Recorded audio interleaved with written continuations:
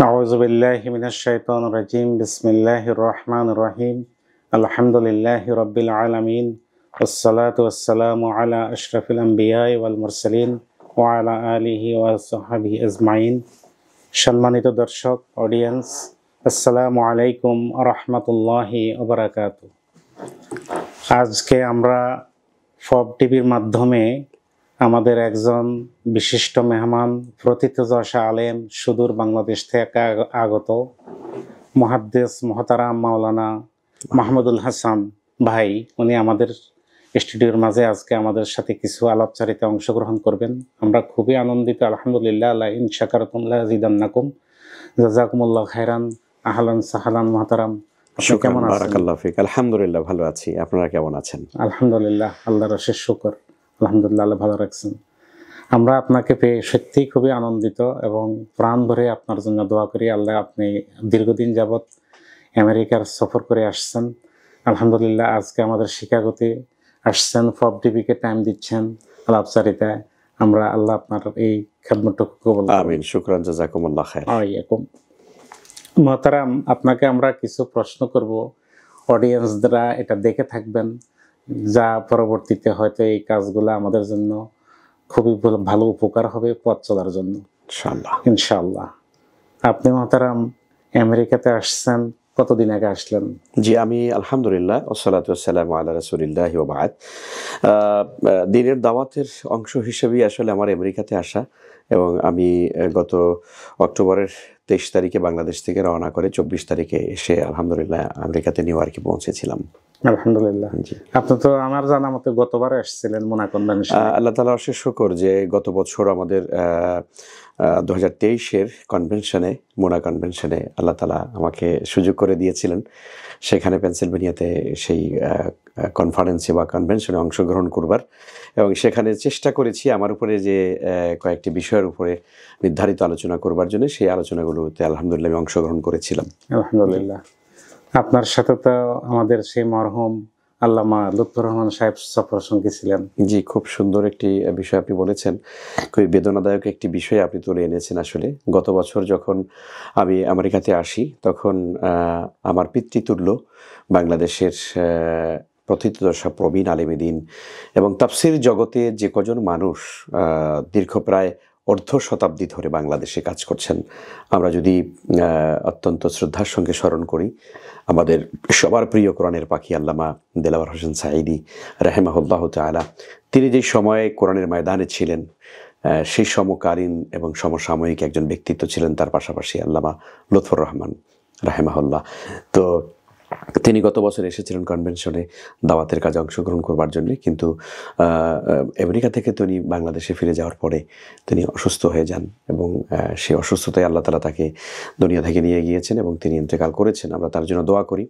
এবছর যখন আমি আমেরিকাতে রওনা করি তখন আমার বারবার তার কথা মনে পড়ছিল। আমি যখন শাহজালাল বিমানবন্দরে এসেছিলাম আমার তখন খুব কান্না পাচ্ছিল যে আমি এবার একা একা যাচ্ছি। গতবার হুজুর এবং আমরা দুজনে একসাথে এসেছিলাম, কিন্তু এবার আমি একা একা আসছি। এটা আমার জন্য খুব কষ্টকর ছিল। তো আজকে আপনাদের এই ফব টিভি আর এই চমৎকার আয়োজনের মধ্য দিয়ে আমরা আমাদের মরহুম মাওলানা লুৎফর রহমান হুজুরের জন্য দোয়া করি, আল্লাহ তাআলা তাকে জান্নাতুল ফেরদাউস নসিব করেন। আমিন। আল্লাহুম্মা জান্নাতুল ফেরদাউসের উচ্চ মাকামে পৌঁছান। আমিন ইয়া রাব। মুহতারাম, আমি যতদূর জানি আপনি একটি মাদ্রাসার শিক্ষকতা করছেন লম্বা টাইম। সেসব কোন মাদ্রাসাটা এবং ওই মাদ্রাসাটা সম্পর্কে? জি, আলহামদুলিল্লাহ। আমি আমার শিক্ষকতা জীবন আসলে মূলত শুরু করেছিলাম ঢাকা জেলার একটি ঐতিহ্যবাহী ধামরাই উপজেলার একটি ঐতিহ্যবাহী কামিল মাদ্রাসা, শরীফবাগ ইসলামিয়া কামিল মাদ্রাসা। এই মাদ্রাসাতে আমি মূলত প্রথমে আরবি প্রভাষক হিসাবে সেখানে জয়েন করি। সে সময়টি ছিল অনেক আগে, 2007-এর দিকে, অনেক আগেই সেখানে আমার জয়েন করা হয়। তারপরে সেখান থেকে আলহামদুলিল্লাহ চাকরির মোটামুটি একটা এক্সপিরিয়েন্স হওয়ার পরে, অভিজ্ঞতা হওয়ার পরে, সেই অভিজ্ঞতা দিয়ে আমি ঢাকার মিসবাহুল উলুম কামিল মাদ্রাসা, এটি ঢাকার মধ্যে খুব ঐতিহ্যবাহী একটি কামিল মাদ্রাসা, এই মাদ্রাসাতে আমি মুহাদ্দিস এবং এমনকি হাদিস বিভাগের প্রধান হিসেবে, হেড মুহাদ্দিস, প্রধান মুহাদ্দিস হিসেবে সেখানে বর্তমানে কর্মরত আছি। মাশাআল্লাহ, আলহামদুলিল্লাহ। আল্লাহ আপনার খেদমতটুকু কবুল করুন। আমিন আমিন ইয়া রাব। মুহতারাম, আপনি তো লম্বা টাইম আসা যাওয়ার ভিতরে আছেন, আমেরিকা আরো আসবেন যদি আল্লাহ চায় ইনশাআল্লাহ। ইনশাআল্লাহ। আপনি আমেরিকার জীবনে যতটুকু আপনার সফর বিভিন্ন স্টেটে আমি যতদূর জানি আপনি ঘোরাফেরা করেছেন, সুযোগ হয়েছে, আল্লাহ তৌফিক দিয়েছেন, আলহামদুলিল্লাহ। আলহামদুলিল্লাহ। আপনার এই দীর্ঘ একটু অভিজ্ঞতার আলোকে আপনি আমেরিকাতে ফ্যামিলি লাইফ, পরিবার ও পারিবারিক জীবন এই সম্পর্কে, যেমন পরিবারকে কু আনফুসাকুম আহালিকুম নারা তাহরিমে আসছে, পরে নিজে বাঁচাও দুজকের আগুন থেকে, আহালকে বাঁচাও। জি তো আমেরিকাতে কি চ্যালেঞ্জ মনে করেন? জি আলহামদুলিল্লাহ, খুবই গুরুত্বপূর্ণ একটি প্রশ্ন করেছেন। আমি এক্ষেত্রে একটু জবাব দেওয়ার জন্য সময় নিতে চাই। জি প্রথমত কথা হচ্ছে যে আল্লাহ শকর যে আমার মতো নগণ্য মানুষকে আল্লাহ তাআলা আমেরিকাতে দাওয়াতের ক্ষেত্রে কিছু অংশগ্রহণ করবার সুযোগ করে দিয়েছেন। এটাকে আমি আমার হৃদয়ের গভীর থেকে অত্যন্ত শ্রদ্ধাজনক মানে মহাব্বত করে এই কাজটা করছি এবং আল্লাহর প্রতি কৃতজ্ঞতা জানাচ্ছি, এবং আমার যে ভাইয়েরা আসলে এই দাওয়াতের জন্য আমাকে ইনভাইট করেন তাদের প্রতি আমি কৃতজ্ঞ থাকছি। এ কারণে যে এই দাওয়াতের একটু কাজও যদি আমার, একটি কথাও যদি আমার কোনো ইমানদার ভাইয়ের কাছে এটি হেদায়েতের জন্য যদি কোনো কাজ হয়, এটি যদি উপকারে আসে, তাহলে এই বক্তব্যটি, এই কথাটি হয়তো আমার নাজাতের জন্য একটি অসিলা হয়ে যেতে পারে। সে কারণে আমি এই দাওয়াতের ময়দানটাকে আমি অত্যন্ত গুরুত্ব দেই। এবং রাসূলুল্লাহ সাল্লাল্লাহু আলাইহি ওয়াসাল্লাম তিনি যে বলেছিলেন বিদায় হজের ময়দানে, এবং তার জীবনের একটি গুরুত্বপূর্ণ হাদিস রয়েছে, নবীজি বলেছেন যে বাল্লিগু আন্নি ওয়ালাউ আয়াতান, তোমরা আমার পক্ষ থেকে একটি বাণী হলেও অন্য মানুষের কাছে সেটি পৌঁছে দাও। এবং রাসূল সাল্লাল্লাহু আলাইহি ওয়াসাল্লাম বিদায় হজের ময়দানে দাঁড়িয়ে তিনি বলেছিলেন ফালিউবাল্লিগু শাহিদুল গায়বা, আজকে তোমরা যারা উপস্থিত আছো, যারা অনুপস্থিত জনগোষ্ঠী, কিয়ামত পর্যন্ত যারা অনাগত দিনে পৃথিবীতে আসবে, তোমরা তাদের কাছে আমার এই দাওয়াত, এই মেসেজ তোমরা পৌঁছে দিবে। ফলে আমরা যারা আসলে মূলত ইসলামের দায়ী হিসাবে যৎসামান্য আমাদের পরিচিতি বা আমাদের দক্ষতা যোগ্যতা আছে, সেটি আসলে মানুষের কাছে পৌঁছে দেওয়া এটা আমাদের ইমানি দায়িত্ব। এবং এই কাজটা আমরা, এই দাওয়াতি জিন্দিগি যাপন করাটাই হলো আমাদের ইমানের মূল কাজ আসলে, যেটা আল্লাহ তাআলা বলেছেন উদু ইলা সাবিলি রাব্বিকা বিল হিকমাতি ওয়াল মাউইদাতিল হাসানা। আল্লাহ বলেছেন যে ওমান আহসানু কাওলাম মিম্মান দাআ ইলাল্লাহি ওয়া আমিলা সালিহা ওয়া ক্বালা ইন্নানি মিনাল মুসলিমিন। তার কথার চাইতে কার কথা উত্তম হতে পারে যে মানুষদেরকে আল্লাহর দিকে আহ্বান করে। সো আমি আসলে চেষ্টা করছি সেই আল্লাহর দিকে, আল্লাহর বান্দাদেরকে আহ্বান করা, নিজেও আমল করার চেষ্টা করা, তারই অংশ হিসেবে মূলত আমেরিকাতে আসা। তো আপনি যে বিষয়টি বলেছেন সেটার উত্তরে আসি। আমেরিকার মুসলিম কমিউনিটিতে আসলে আমি এই দাওয়াতের কাজ গতবারও করেছি, এবারও করেছি। গতবার 8 থেকে 10টায় আমি স্টেটে আমি দাওয়াত দিয়েছি। এবারও ঠিক অনেকগুলোতে, ইতিমধ্যেই আমি নর্থ ক্যারোলিনাতে, নিউ ইয়র্কে অনেকগুলো প্রোগ্রাম করেছি, মিশিগানে এসেছি, দাওয়াতের কাজ হয়েছে। আপনাদের এই শিকাগোতে, নিউ ইয়র্কে অনেকগুলো প্রোগ্রামে ছিলাম। তো এই আরও অনেকগুলো আমার স্টেটে দাওয়াত দিতে যেতে হবে ইনশাআল্লাহ, বিত্তৌফিক, আল্লাহ তাআলা তৌফিক দিলে। তো আমি সামগ্রিকভাবে আমার এই আমেরিকাতে দাওয়াতের এই কাজ করতে গিয়ে আমি যেটা আমার কাছে মনে হয়েছে, আমাদের মুসলিম কমিউনিটির জন্য, আমাদের মুসলিম ভাইদের জন্য সবচেয়ে বড় ক্রাইসিস এবং সংকটের যে জায়গাটা, সেটা হচ্ছে আমাদের ভাইদের পারিবারিক জীবনটা, অর্থাৎ নেক্সট জেনারেশন। আপনি তো দিন পালন করছেন মাশাআল্লাহ, কিন্তু আপনার সন্তান যারা ভবিষ্যতে আসছে, তারা আসলে এই দারুল কুফর, মানে একটি কুফরি রাষ্ট্রই বলা চলে এটা, যে এই রাষ্ট্রের ভিতরে তারা কিভাবে তারা ইমানের উপরে থাকবে, ইসলামকে প্র্যাকটিস করবে, দিনকে তারা জানবে, এইটা তাদের জন্য সবচেয়ে বড় ক্রাইসিস। যদি এটি পিতামাতা হিসাবে, অভিভাবক হিসাবে আমি সকল ভাই বোনদেরকে বলছি যারা আমাদের এই প্রোগ্রাম দেখছেন, আপনারা যদি আলহামদুলিল্লাহ, যদি আপনারা আপনাদের সন্তানদেরকে যদি আপনারা এটি যদি চ্যালেঞ্জ ওভারকাম করে যদি আপনাদের সন্তানদেরকে দিনের উপর রেখে যেতে পারেন, তাহলে ইনশাআল্লাহ তাআলা আপনাদের মৃত্যুর পরেও, আমাদের মৃত্যুর পরেও আমাদের সন্তানরা আমাদের জন্য নাজাতের ওসিলা হবে, জান্নাতে যাওয়ার ওসিলা হবে। আর সেটি যদি আমরা দায়িত্ব পালন করতে না পারি, তাহলে আসলে আমার মৃত্যুর পরে হয়তো আমার সন্তান বলবে, অথবা আমার নাতিরা বলবে যে আমার দাদা মুসলিম ছিল। তো এই সংকটের জায়গাটাকে চিহ্নিত করে আমাদের দায়িত্ব পালন করা উচিত, যেটি আপনি কোরআনে কারীম থেকে আয়াত পড়ছেন। আল্লাহ বলছেন ইয়া আইয়ুহাল্লাযীনা আমানু কু আনফুসাকুম ওয়া আহলিকুম নারা, তোমরা নিজেরা জাহান্নামের আগুন থেকে বাঁচো এবং তোমাদের পরিবার পরিজনকে জাহান্নাম থেকে বাঁচাও। আল্লাহ তাআলা অন্য আয়াতের মধ্যে বলছেন যে তোমরা তোমাদের সন্তান এবং তোমাদের সন্তান সন্ততি এবং তোমাদের সম্পদ যেন লা তুলহিকুম আমওয়ালুকুম ওয়ালা আওলাদুকুম আন যিকরিল্লাহ, তোমাদের সম্পদ কামাইয়ের মোহ, তোমাদের ভালো থাকবে, আমেরিকাতে ভালো আছো, ভালো খাবে, ভালো গাড়ি, ভালো বাড়ি, এই যে একটা সম্পদ অর্জনের প্রতি যেটা আকাঙ্ক্ষা, আর হলো সন্তান, এগুলো যেন তোমাদেরকে আল্লাহর জিকির থেকে, আল্লাহর দিন পালন থেকে, ইকামতের দিনের চেতনা থেকে তোমাদেরকে কখনো যেন গাফেল করে না দেয়। এই জন্য আমাদের অনেক ভাইরা আছেন, তারা সম্পদ কামাই করছেন, বাড়ি একটা হয়েছে, আরও 2টো হবে, গাড়ি একটা হয়েছে, আরও 3টা হবে, কিন্তু আল্লাহর দিন পালন করার নিজের যে তাগাদা এবং এই দিনকে জমিনে প্রতিষ্ঠিত করবার জন্য যে আল্লাহ তাআলা আমাদেরকে খলিফা হিসাবে পৃথিবীতে পাঠিয়েছেন, এই খেলাফতের মহান জিম্মাদারি, ইকামতের দিনের এই চেতনা আমাদেরকে যেন আল্লাহ দিন থেকে যেন গাফিল করে না দেয় সম্পদ মানে কামাইয়ের কারণে। তো এই ব্যাপারে আমরা বলতে চাই আমাদের মুসলিম ভাই বোনদেরকে, আপনারা আপনাদের সন্তানদেরকে দিন পালন করাবেন, আপনারা নিজেও দিনের উপর থাকার চেষ্টা করবেন। জি মোহতারাম, আপনি একটা সুন্দর প্রশ্নের উত্তরের ভিতরে আমি একটা প্রশ্ন পাই। জি সেটা হচ্ছে আপনি একামত দিনের কথাটা বলেছেন।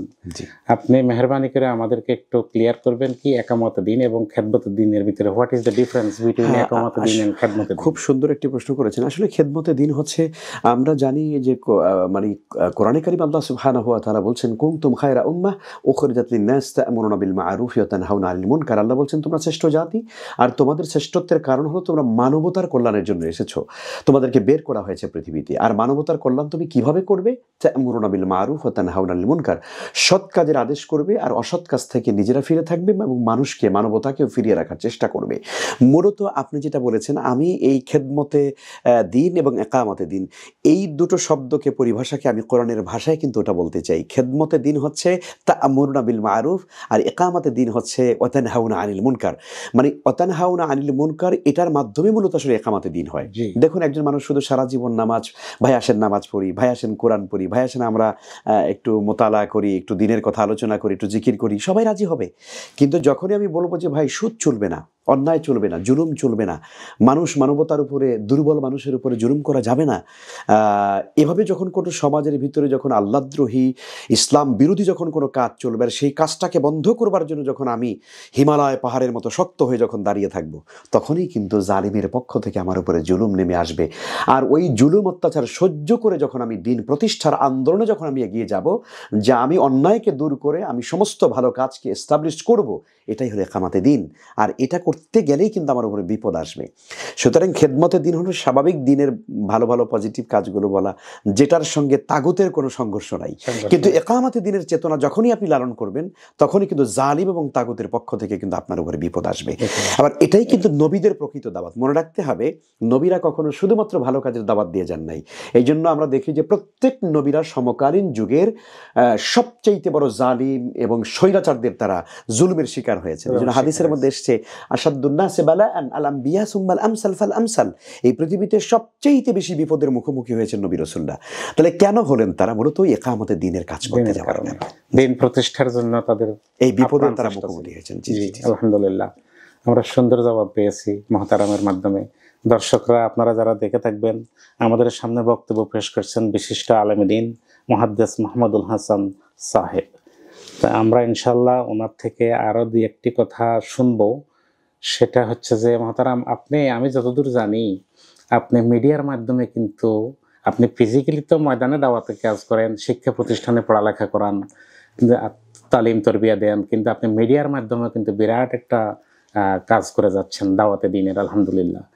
তো এখন ফোক টিভির মাধ্যমে আমরা কিভাবে কি ধরনের কাজ করতে পারি এই মাক্কি জিন্দিগানিতে আমেরিকাতে আমাদের, আপনি জেনে থাকবেন, আপনি জানেন যে আমাদের ফোক টিভি 3টি মিশন নিয়ে কাজ করে: ফ্রিডম অফ ভয়েস, মোরালিটি এবং ইসলামিক কালচার। তো এগুলার ভিতরে অর্থাৎ কোরআন সুন্নাহর পরিবেশটা নিয়েই কিন্তু এ কাজ করতে চায় আলহামদুলিল্লাহ। তো এটা আমাদের উদ্দেশ্যে যদি আপনি কিছু বলেন। অনেক ধন্যবাদ। আসলে মূলত দাওয়াতের যতগুলো মাধ্যম আছে আধুনিক পৃথিবীতে, সেই মাধ্যমের অন্যতম একটা মাধ্যম এখন বর্তমান পৃথিবীতে সোশ্যাল মিডিয়া, আমরা বলি ইউটিউব বলি, আমরা টুইটার বলি, আমরা ফেসবুক বলি। মূলত প্রত্যেকটা মাধ্যমে কিন্তু এখন দিনের দাওয়াতের ক্ষেত্রে বিশাল ভূমিকা পালন করবার অপরচুনিটি, সুযোগ কিন্তু আমাদের তৈরি হয়েছে। এখানে আমরা যেটা অনেক সময় আমরা লক্ষ্য করি, কোনো ভাই এরকম আছেন যারা বলে থাকেন যে না, ফেসবুক বা ইউটিউবে এই ধরনের কোনো ভিডিও করা যাবে না। আমি নিজে ব্যক্তিগতভাবে বাংলাদেশে আমি আমার জুমার খুতবাগুলো আমি রেকর্ড করতে গিয়ে আমি এরকম তীব্র বাধার মুখোমুখি হয়েছি। একটা শ্রেণী আমাদের সমাজের মধ্যে রয়েছেন যারা দিনের দাওয়াতের কাজ করেন, মসজিদ থেকে মসজিদে তারা দিনের দাওয়াতের কাজ করেন। আলহামদুলিল্লাহ, আমরা তাদেরকে মহাব্বত করি, তারা আমার দিনী ভাই। কিন্তু তারা আমাদেরকে এই সোশ্যাল মিডিয়াতে, আধুনিক এই টেকনোলজির মাধ্যমে দিনের দাওয়াত দেওয়াকে তারা নাজায়েজ মনে করেন। এবং আমি ব্যক্তিগতভাবে এটার এই বিপদের মুখোমুখি হয়েছি, আমি বাধার সম্মুখীন হয়েছি যে আমার খুতবা যেন অন্য কোনো মানুষ শুনতে না পারে, এটা যেন রেকর্ড না হয়, এই জন্য তারা আমাদেরকে বাধা দিয়েছেন। তো আমি এটি ইন্টেলেকচুয়ালিভাবে তাদেরকে বোঝাবার চেষ্টা করছি যে না, পৃথিবীতে কিয়ামত পর্যন্ত যত জ্ঞান বিজ্ঞানের উৎকর্ষ সাধিত হবে, যত টেকনোলজি পৃথিবীতে আসবে, মনে রাখতে হবে যে কোনো টেকনোলজির সাথে ইসলামের কোনো কন্ট্রাডিকশন নেই, যতক্ষণ পর্যন্ত সেটা মানব কল্যাণে ব্যবহৃত হবে। জি, আমি যদি মিডিয়াটাকে যদি আমি দিনের দাওয়াতের ক্ষেত্রে যদি মাধ্যম হিসাবে যদি এটাকে আমি ব্যবহার করি, তাহলে এটি নাজায়েজ হওয়ার কোনো কারণ নেই, কোনো কারণ নেই। কারণ এটা তো একটা যন্ত্র মাত্র, যন্ত্রে তো নিজস্ব কোনো ক্ষমতা নেই। যন্ত্রটাকে আমি যেভাবে ইউজ করছি, ব্যবহার করছি, এটা ঠিক একটা ছুরির মতো। আমি যদি ছুরি দিয়ে ফল কাটি, তাহলে ছুরিটা জায়েজ আমার জন্য। ওই ছুরিটা দিয়েই কিন্তু একটা মানুষ হত্যা করা যায়। তো ছুরিটা তো তৈরি করা হয় নাই কোনো মানুষকে হত্যা করবার জন্যে, কিন্তু কেউ যদি করে ফেলে সেটা তার ব্যাপার। তো মিডিয়াগুলো তো আসলে মানুষের কল্যাণের জন্যই তো তৈরি হচ্ছে, আলহামদুলিল্লাহ। সে কারণে আমি FOP টিভিকে ধন্যবাদ জানাই যে তারা এই আমেরিকাতে আপনারা আলহামদুলিল্লাহ এই দিনের দাওয়াতের চেতনা আপনারা ধারণ করে এই মিডিয়াটাকে আপনারা মাধ্যম হিসাবে আপনারা ব্যবহার করছেন, এবং এই মিডিয়ার মাধ্যমে আপনারা ইসলামের দাওয়াত, ইসলামের অনুপম সৌন্দর্যের কথাগুলো মানুষের কাছে আপনারা প্রচার করছেন এবং সুস্থ সংস্কৃতির বিকাশের জন্য আপনারা কাজ করছেন। এটি আমার কাছে খুবই, আমি ইন্সপায়ার হলাম নিজেও যে আলহামদুলিল্লাহ। এবং এই কাজের সাথে আপনারা যারা পর্দার সামনে, পেছনে, ক্যামেরার সামনে এবং পেছনে যারা কাজ করেন, আমরা সবার জন্য দোয়া করি আল্লাহ যেন সকলকে যেন ইলমি যোগ্যতা বাড়িয়ে দেন, আল্লাহ যেন সকলকে যেন আরো বেশি আল্লাহর উপরে তাওয়াক্কুল করার তৌফিক দেন, আরো যেন বেশি ইখলাসের সাথে যেন দিনের দাওয়াত অকুতভয়ী সৈনিকের মতো তারা যদি দাওয়াতের জন্য তারা পৌঁছে দিতে পারেন। আপনি যে বিষয়টা প্রশ্নটা করেছেন সেটি হলো যে আসলে মিডিয়ার মাধ্যমে আরো কি করা যায়, সেটি আমি বলবো ইসলামের মূলত আপনারা এই মানে বলছেন যে সুন্দর একটি শব্দ বলেছেন যে আপনারা মাক্কি জীবনে আছেন। তো আসলে ইসলামের এখানে সেরকম অনুকূল পরিবেশ নাই। এই জায়গাতে বসে আসলে মূলত কোন দাওয়াতগুলো বেশি দেওয়া উচিত? দেখুন, মাক্কি জীবনে রাসূলুল্লাহ সাল্লাল্লাহু আলাইহি ওয়াসাল্লাম আসলে মূলত কোন দাওয়াতগুলো বেশি দিতেন আমরা জানি। সেগুলো নবী সাল্লাল্লাহু আলাইহি ওয়াসাল্লাম তিনটি বিষয়ে দাওয়াত দিতেন। এক, তাওহীদের কথা তিনি বেশি বলতেন, আর দুই, রিসালাতের কথা বলতেন, তিন, আখিরাতের কথা বলতেন। অর্থাৎ তাওহীদ, রিসালাত এবং আখিরাতের এই তিনটি মেসেজকে মানুষের মনোজগতে প্রবেশ করিয়ে তাকে ইসলামের দিকে ধাবিত করবার জন্য প্রাণান্তকর প্রচেষ্টা রাসূল সাল্লাল্লাহু আলাইহি ওয়াসাল্লাম মাক্কি জীবনে করতেন। তো সেই জন্য আমি বলবো যে আপনারা যেহেতু এমন একটা সমাজে থাকেন যেখানে অনেক অমুসলিম আছে, আমাদের মূল টার্গেটটা হবে, আমাদের কাজের ক্ষেত্রটা হবে আমাদের এই জনগোষ্ঠীকে কিভাবে ইসলামের দিকে আকৃষ্ট করা যায়।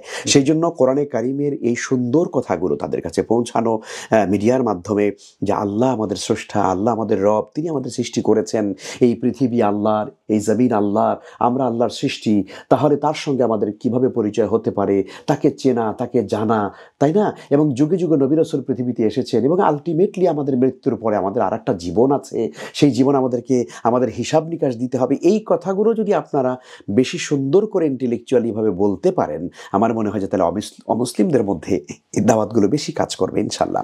আর সেই সাথে আমাদের যারা সোসাইটি, যারা মুসলিম জনগোষ্ঠী যারা আছেন, তাদের জন্য আবার এখানে সামগ্রিক বিষয় নিয়ে কাজ করতে হবে।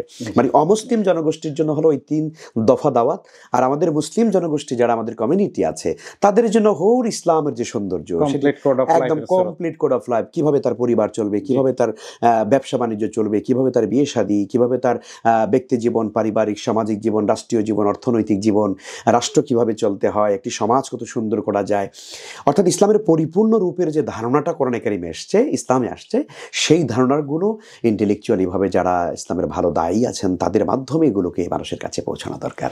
মাশাআল্লাহ, মাশাআল্লাহ, জাযাকুমুল্লাহ খাইরান। আমরা আপনার মাধ্যমে আমরা দর্শকরা অনেক কিছু শিখছি ইনশাআল্লাহ। FOP টিভির কল্যাণে আল্লাহ আমাদেরকে আপনার এই খেদমতটুকু কবুল করুন। আমিন, আমিন। আমরা শেষ পর্যায়ে চলে আসছি। অসংখ্য ধন্যবাদ আপনাকে মহতারাম, আপনি আমাদেরকে এই FOP টিভিকে সময় দিয়েছেন। এই টিভির মাধ্যমে আমরা আপনাকে ইনশাআল্লাহ নেক্সট প্রোগ্রামে নিয়ে আসবো দেশ থেকে। IPTVটা যাতে আল্লাহ কবুল করে। আমরা দর্শকদের কাছে সবার দোয়া চাই, সবার সহযোগিতা এবং দোয়া, এই দুটাই হলো যে এই FOP টিভির একটি উন্নতির চরম শিখরে পৌঁছানোর জন্য একটা মাধ্যম। আমি শুকরিয়া আদায় করি এবং আমাদের যত দর্শকরা আজকে দেখেছেন এবং ভবিষ্যতে যারা দেখবেন, আমি সবার কাছে আবেদন রাখতে চাই FOP টিভিকে আপনারা আরো বেশি ভালোবাসুন এবং এখানে যে সাবস্ক্রাইব করুন এবং এখানে যত প্রোগ্রামগুলো যাচ্ছে নিয়মিত, এই প্রোগ্রামগুলোকে আপনারা নিজেরা লাইক, শেয়ার দিন, কমেন্ট করুন, অন্য ভাইদের কাছে দাওয়াত পৌঁছে দেওয়ার জন্য আপনারা FOP টিভির সঙ্গেই থাকুন। জাযাকুমুল্লাহ খাইরান। বারাকাল্লাহ ফিকুম। বারাকাল্লাহ ফিক। সম্মানিত দর্শক, আমরা এখানে আজকে প্রোগ্রাম এখানে কনক্লুড করা হলো। আর ইনশাআল্লাহ নেক্সটে আবার নিয়ে আসবো আমাদের বিভিন্ন রকমের অতিথি, গুণগত মানগত অতিথি আমরা নিয়ে আসবো। জাযাকুমুল্লাহ খাইরান। আসসালামু আলাইকুম ওয়া রাহমাতুল্লাহি ওয়া বারাকাতুহু। ওয়ালাইকুম আসসালাম ওয়া রাহমাতুল্লাহি ওয়া বারাকাতুহু।